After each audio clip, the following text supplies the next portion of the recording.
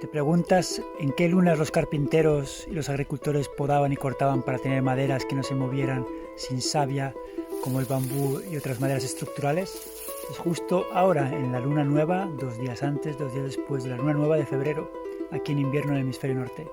Así que si quieres y tenías pensado cortar madera para dejarla macerar y madurar, para las estructuras, ya sabes que tienes 2-3 días para podarla.